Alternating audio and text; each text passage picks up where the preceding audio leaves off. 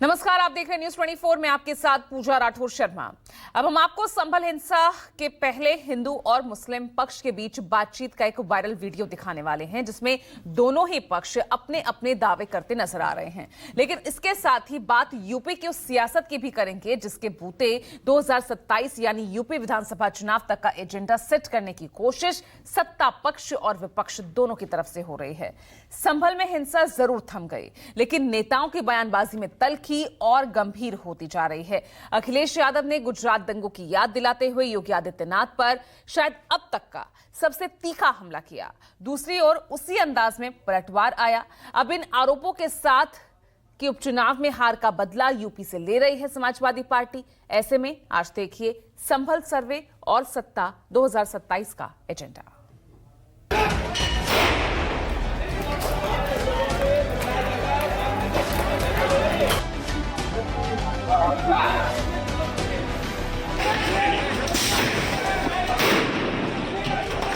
जो संभल में हुआ है, संभल में हुआ नहीं है, कराया गया है।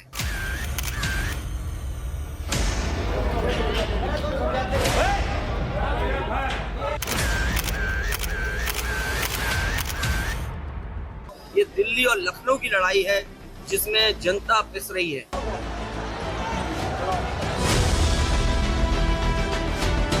अगर समाजवादी पार्टी पराजय जो उपचुनाव में हुई है उसकी खींच उत्तर प्रदेश का माहौल खराब करके उठाने की कोशिश कर रही है तो बहुत नुकसान उठाएगी।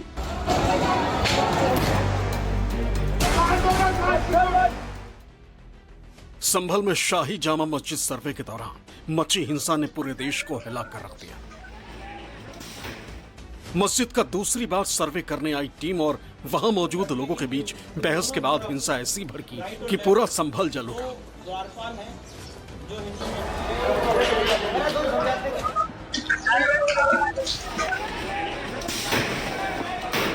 लेकिन इस बीच संभल के सर्वे को लेकर एक नया वीडियो सामने आया, जिसमें हिंदू पक्ष के वकील विष्णु शंकर जैन सर्वे टीम के साथ शाही जामा मस्जिद पहुंचते और विष्णु शंकर जैन और मुस्लिम पक्ष के वकील के बीच दावों को लेकर क्या क्या बात होती है, जरा वो सुनिए।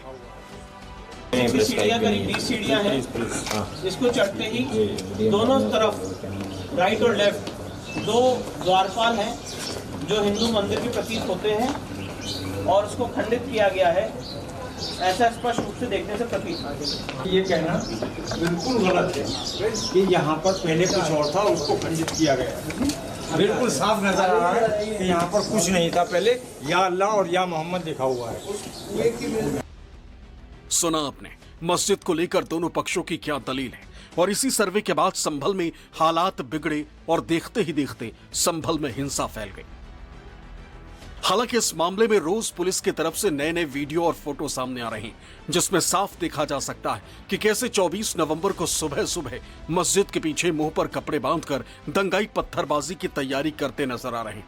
हालांकि वीडियो के साथ साथ पुलिस ने कई पत्थरबाजों के पोस्टर भी जारी किए, जिसमें ज्यादातर आरोपी हाथ में पत्थर लिए हुए, मुंह पर कपड़े बांधे हैं। पुलिस ने इस मामले में कई लोगों को गिरफ्तार भी किया।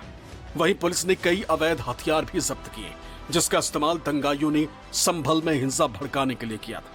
वहीं कोर्ट कमिश्नर कल कोर्ट में सर्वे रिपोर्ट पेश कर सकते हैं। सर्वे रिपोर्ट से पहले संभल में और ज्यादा सुरक्षा बढ़ाई गई।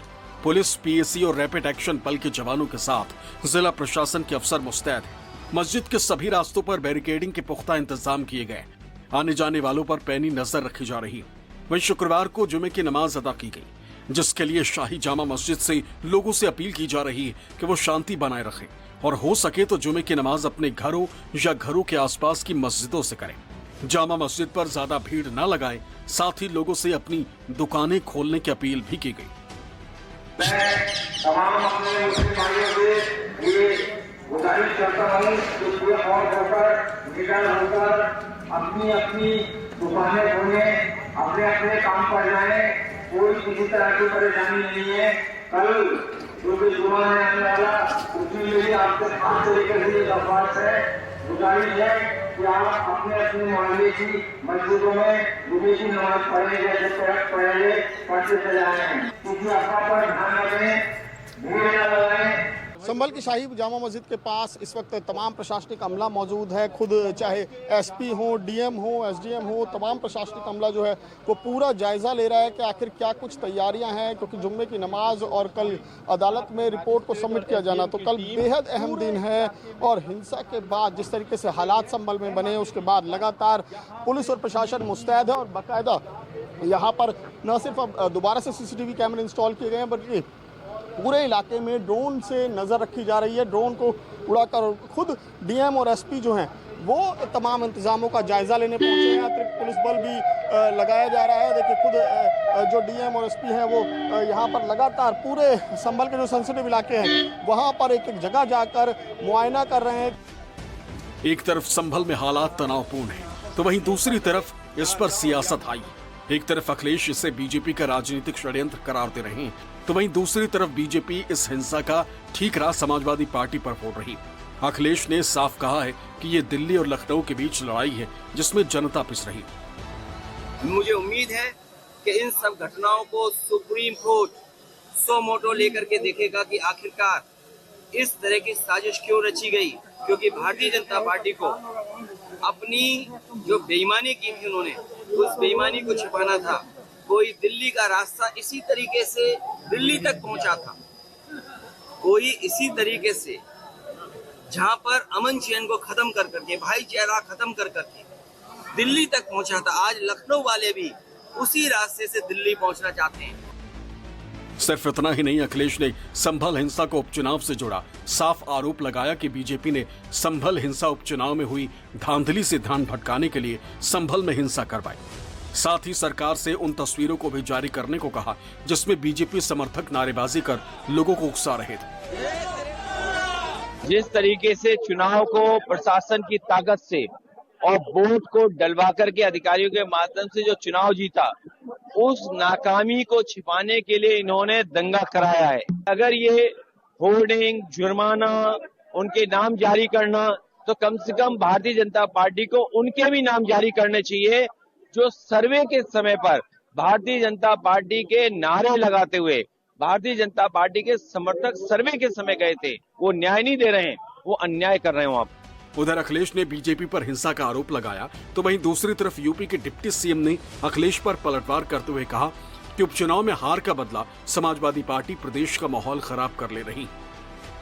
अगर समाजवादी पार्टी पराजय जो उपचुनाव में हुई है उसकी खींच उत्तर प्रदेश का माहौल खराब करके उठाने की कोशिश कर रही है, तो बहुत नुकसान उठाएगी। चाहे उनका कोई सांसद हो या विधायक हो या पदाधिकारी हो, वो मैं जानता हूँ समाजवादी पार्टी गुंडे, अपराधी, माफिया, दंगाई, भ्रष्टाचारियों का एक गैंग है, और उसमें जो इस प्रकार की मानसिकता के लोग हैं उनको ये समझना चाहिए कि कानून को कोई हाथ में लेने की कोशिश करेगा तो कानून उनके खिलाफ जो कार्रवाई होती वो भी करेगा।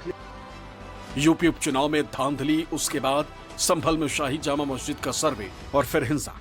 विपक्ष इसी मुद्दे को लेकर सत्ता पक्ष को घेरने की फिराक में लगा, लेकिन जिस तरह से लगातार हिंदुत्व को लेकर योगी सरकार आगे बढ़ रही, उससे साफ है कि अब 2027 के जंग के लिए बीजेपी इसी हार्डकोर हिंदुत्व के सहारे चुनावी वैतरणी पार करना चाहती है, और इसका प्रमुख चेहरा है प्रदेश के सीएम योगी आदित्यनाथ।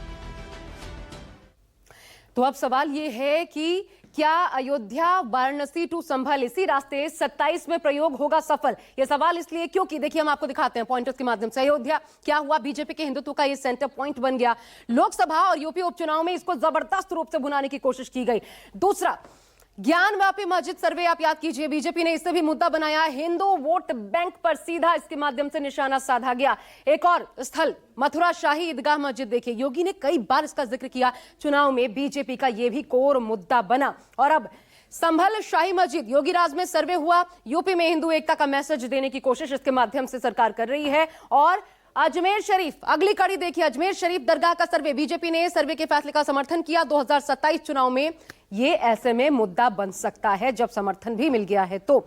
लेकिन इसके साथ साथ पैरेलली अखिलेश यादव अपने पीडीए वाले एजेंडे की उसको लगातार धार देने में जुटे हुए हैं। उपचुनाव के नतीजों ने उनके नैरेटिव पर कोई असर नहीं डाला। तो सवाल ये कि क्या अब भी अखिलेश का पीडीए वाला एजेंडा ही 2027 में सत्ता दिलाने का काम करेगा? देखिए अखिलेश यादव क्या कर रहे हैं। अभी लगातार बीजेपी पर सामाजिक सौहार्द बिगाड़ने का आरोप लगा रहे हैं। उनके तमाम बयान इस प्रकार के सामने आ रहे हैं और जो उन्होंने अपना लिया है वो है सबका साथ सबका विकास, ये वाला फॉर्मूला जिस पर चल रहे हैं। उल्टा अखिलेश यादव इस पर जोर दे रहे हैं। ये कभी बीजेपी का मुद्दा हुआ करता था। बीजेपी के हिंदू एकता पर उनकी काउंटर पॉलिटिक्स इसी रूप में सबका साथ सबका विकास के रूप में सामने आई है। तीसरा, बीजेपी के खिलाफ संविधान विरोधी नैरेटिव, जिसे भले बीजेपी कहे जनता नकार चुकी है, लेकिन विपक्ष ने अभी से नहीं छोड़ा है। और दरअसल उन्हीं मुद्दों पर फोकस बनाए रखने के पीछे कारण यह भी है कि अखिलेश यादव उपचुनाव में धांधली का आरोप लगा रहे हैं, नकार रहे हैं उपचुनाव के नतीजों को। और इसके साथ आपने देखा होगा लगातार युवाओं के मुद्दे उठाते हुए खासकर रोजगार पर उनका फोकस है और ऐसे में नियुक्तियों में पीडीएस से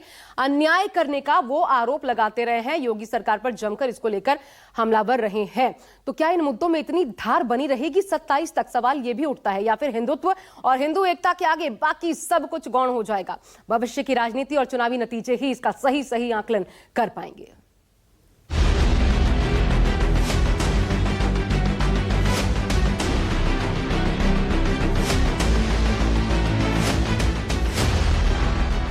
देश की जनता नकारात्मक राजनीति को, बांटने वाली राजनीति को पूरी तरह खारिज कर चुकी है। और इसीलिए हम कह रहे हैं कि बटेंगे तो कटेंगे, एक रहेंगे तो सेफ रहेंगे।